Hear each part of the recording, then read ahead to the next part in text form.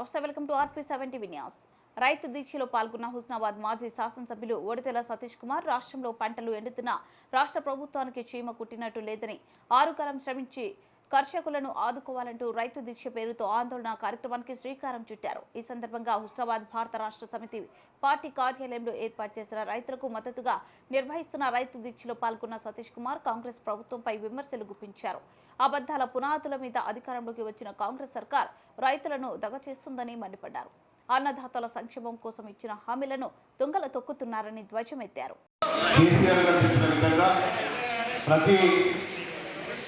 నియోజకవర్గ స్థాయిలో కూడా ఇవాళ రైతు దీక్ష అనేది చేపట్టడం జరిగింది.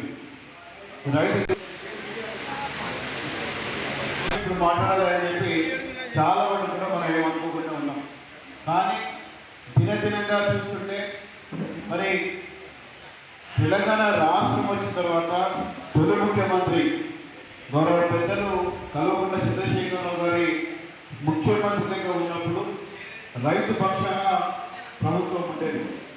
మనం చూసినాం, ఏ రాష్ట్రంలో కూడా రైతు బీమా ఇవ్వలేదు. ఇక్కడ రైతులు పెట్టుబడి డబ్బులు అన్నారని చెప్పి ఎకరానికి మొదలు 4,000 రూపాయలు ఇచ్చినాం. ఆ తర్వాత ఎకరానికి 5,000 రూపాయలు చెప్పిన కూడా ఇవ్వడం జరిగిన సంవత్సరం. మరి ఆ విధంగా వాళ్ళకు అన్ని డబ్బులు కూడా రైతులకు అందించి సహాయ సహకారంతో పెట్టుబడులకు తీసుకొని మరి వ్యవసాయం బ్రహ్మాండంగా పండించాలనే ఒక మంచి ఉద్దేశంతో ముందుకు సాగడం జరిగింది. అదే కాకుండా మొదటి 1 సంవత్సరం 2 సంవత్సరాలు డే టైం మొత్తం కూడా కరెంటు రైతులకు అందరినీ తీసుకొని ఆ తర్వాత 24 గంటల కరెంటు కూడా మన రైతులకు, అది కూడా మంచి కరెంటు, మళ్ళీ ఓవర్ కాకుండా మన కరెంటు కూడా ఇవ్వడం జరిగింది. ఎన్ని ట్రాన్స్ఫార్మర్ కావాలంటే అన్ని 25 kV ట్రాన్స్ఫార్మర్ మార్చుకొని అవన్నీ కూడా రైతు పక్షాన్ని ఇవ్వడం జరిగింది. ఇదే కాకుండా రైతు బంధు, రైతు బీమా కూడా ఇవ్వడం జరిగింది. రైతు బీమాల రైతు కనుక అనుకోని కారణం వల్ల చనిపోతే ఆ కుటుంబం ఎంత ఘోషపడుతుందో మనకు తెలుసు. ఈరోజు మనం పోతే మన ముందర ఆడబిడ్డ ఉన్న పిల్లగాలు ఏడుస్తుంటే ఏం చేయాలో అర్థం కాని పరిస్థితి ఏర్పడదు. ఏదో మనం కొంచెం సాయం చేసినట్టుని తీసుకునేది. కానీ ఎవరైనా కుటుంబంలో కూడా ఏదో రైతు అయిపోతే ఖచ్చితంగా 5 లక్షల రూపాయల బీమా వచ్చినట్టు కూడా ఆ రోజు మన ముఖ్యమంత్రి గారు, మాజీ ముఖ్యమంత్రి గారు కేసీఆర్ గారి చరిత్రను మనం గుర్తుపెట్టుకోవాలి.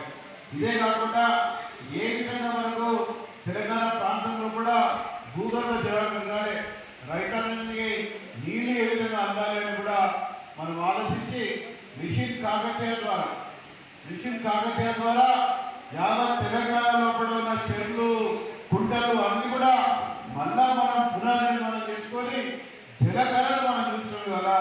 ఆ కుంటలల్లో, ఆ చెరువులలో ఎంత పెద్ద చెరువైనా, ఎంత పెద్ద కుంటైనా కానీ మనం ఖచ్చితంగా దాన్ని ఎన్నుకోబడి 4 ఏళ్లలో అన్ని కుంటలు, చెరువులు కూడా కంప్లీట్ చేసుకొని చేసుకున్నాం మనం. తద్వారా పడిన ప్రతి ఒక్క వర్షం చుక్క నీళ్ళు ఆ యొక్క కుంటలో ఉండాలి, ఆ చెరువులో ఉండాలి. తద్వారా రైతాంగానికి భూగర్భ జలాలు పెరగాలి, నీళ్లు రావాలని కోరుతాం. ఇదే కాకుండా కాళేశ్వరం ప్రాజెక్ట్ కట్టిన తర్వాత ప్రతి చోట కూడా ఏ ఎక్కడ అవసరం ఉంటే అక్కడ అన్ని చెరువులు, కుంటలు కూడా నింపుకుంటూ వచ్చి భూగర్భ జలాలు పెరిగేటట్టు మనం ప్రయత్నం చేసినాం. మెట్టు ప్రాంతమైన హుస్నాబాద్ నియోజకవర్గంలో కూడా మనం చూసిన ఇదివరకు చుక్క నీళ్ళు కూడా లేకపోయేది. మంచి నీళ్ళు కావాలంటే ఎక్కడికో బిల్లు పట్టుకొని పోయి మహిళలు తీసుకుని వచ్చే పరిస్థితి ఉండేది.